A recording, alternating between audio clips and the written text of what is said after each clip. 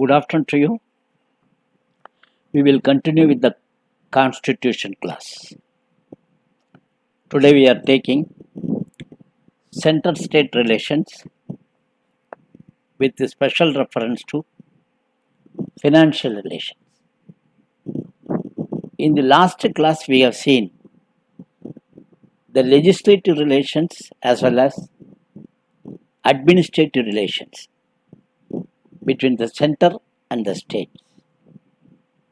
Today we will take financial relations contained in Article 268 to 293 in Part 12 of the Constitution. What are the articles number? 268 to 293. In which part? Part 12 of the Constitution. The taxing powers between the Union and the states are divided in 4 categories. Number 1, the Parliament has powers to levy tax on the 15 subjects in Union list. Number 2, state legislatures have powers to levy tax on 20 subjects in state list. 15, 20. Both the Parliament and state legislatures can impose tax on 3 subjects in concurrent list. So 15, 20, 3. And the residuary powers of taxation belongs to the Union. Example, as you know, gift tax, wealth tax and expenditure tax. This is how the taxing powers are divided between the Union and the states on the basis of the 7th schedule subjects. You know that some taxes are levied, collected and used by the center. Some are levied by the center, collected and used by the state. Similarly, some tax is levied and collected by the center and shared by both center and the states. Constitution has placed 4 restrictions on the taxing powers of the state. 4 restrictions on the powers of taxation of the states. What are the 4 restrictions? Number 1, a state legislature can impose tax on profession, trade, employment, etc. But the total amount of such tax by any person should not exceed rupees 2,500 per annum per person. This is the first restriction.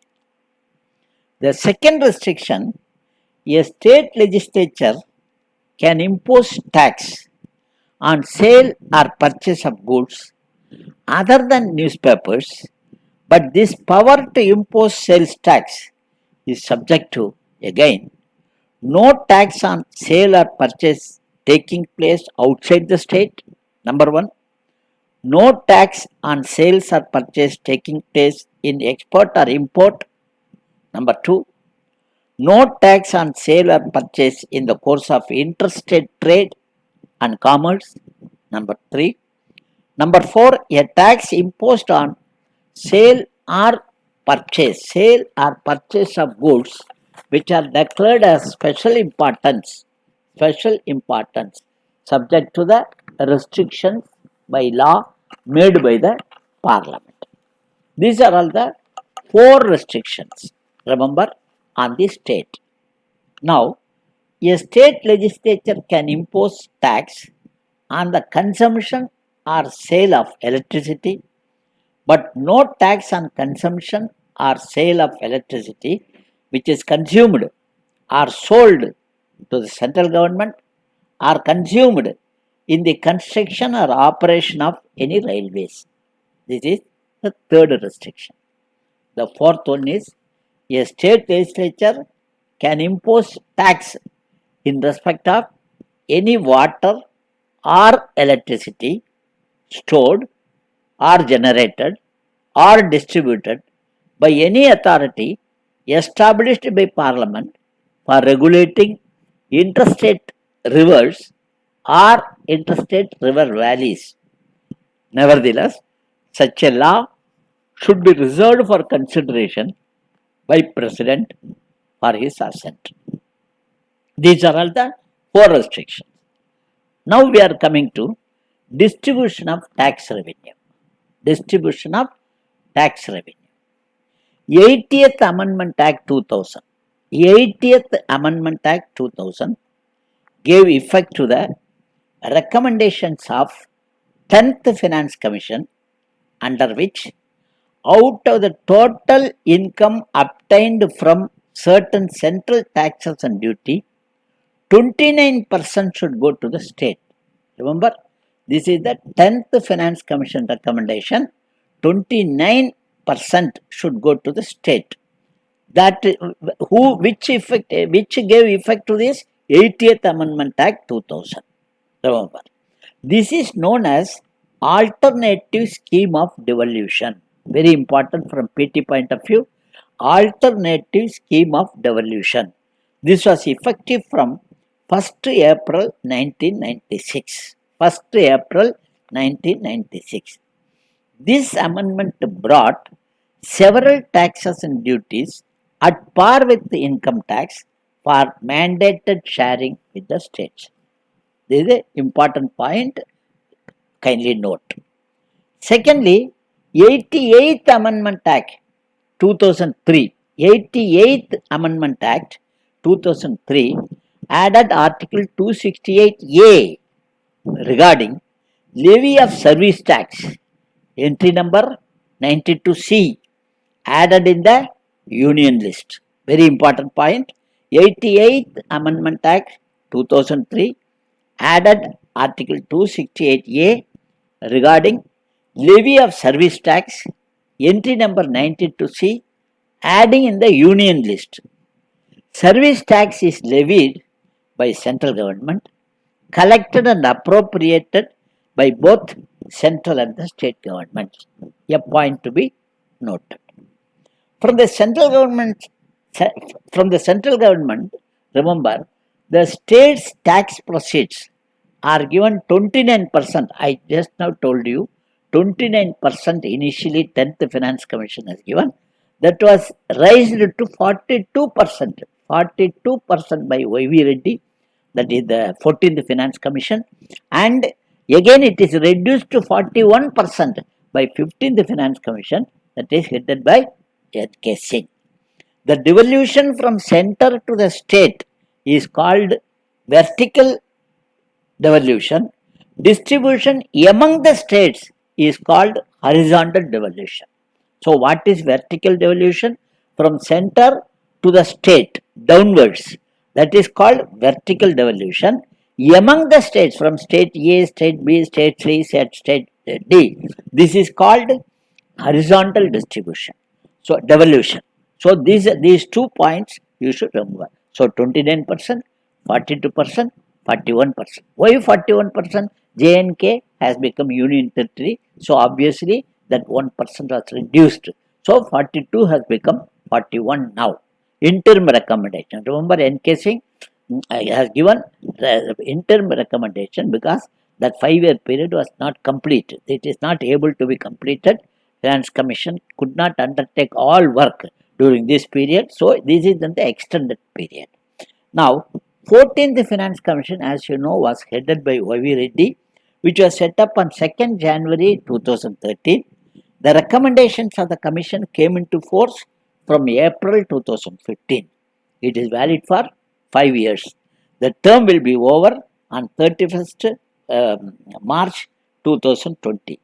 15th Finance Commission is headed by N.K. Singh. N.K. Singh. Remember? N.K. Singh.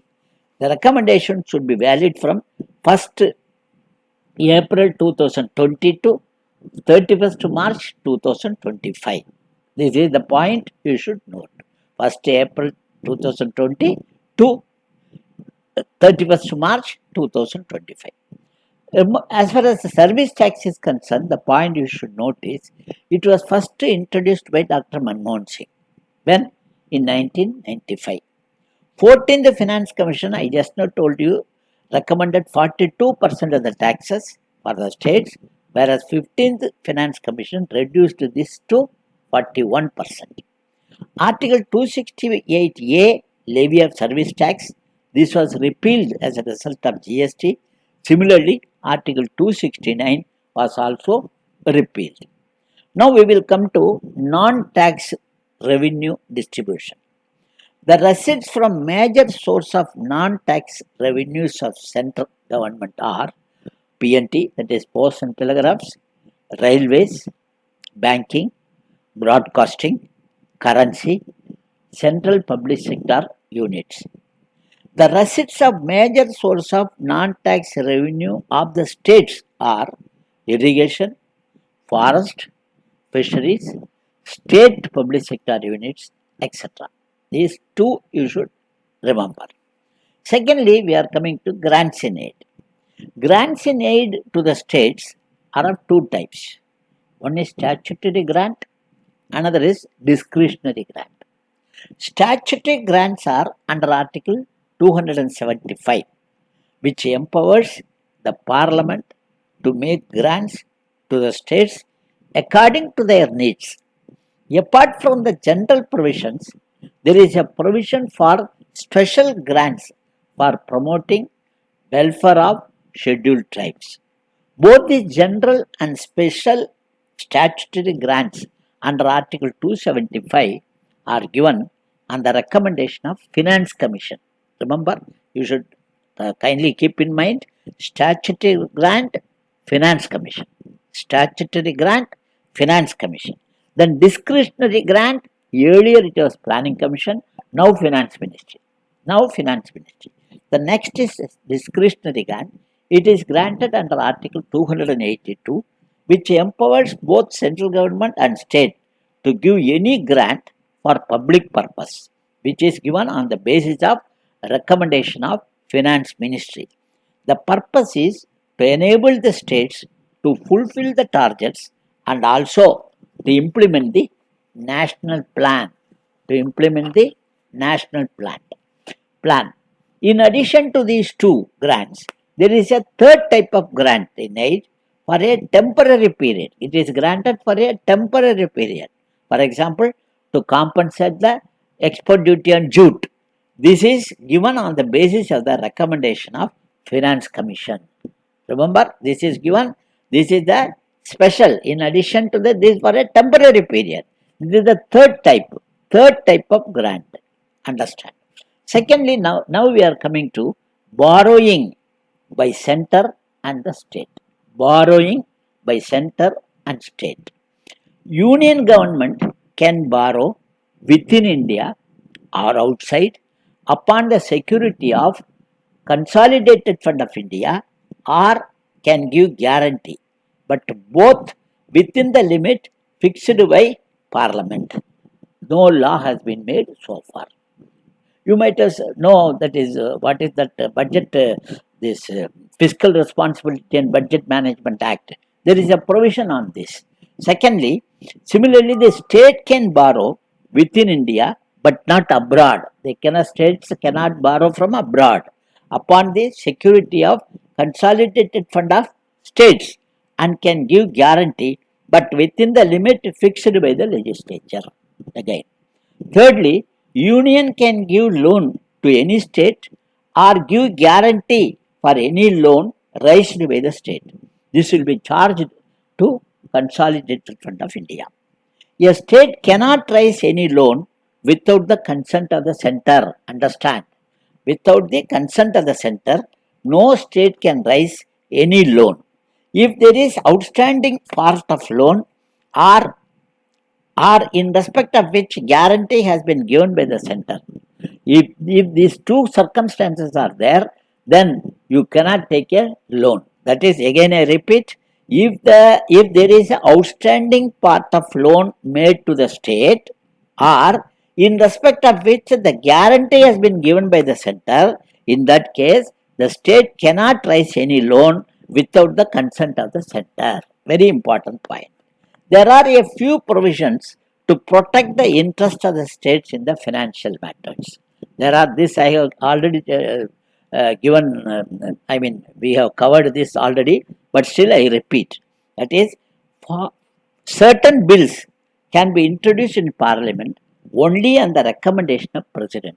What are those? Number one, a bill which imposes or varies any tax or any duty in which the states are interested.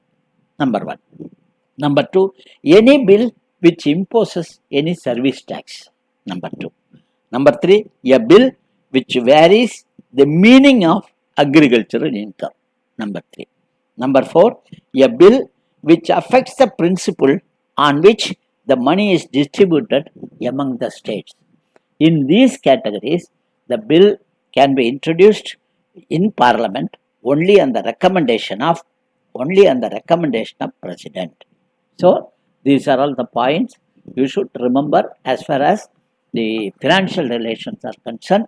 So we have now completed administrative relations, legislative relations, and financial relations, and union executive also, union legislature also, center state relations also. Tomorrow we will be taking governor, that is state executive. Governor we will take tomorrow. Thank you.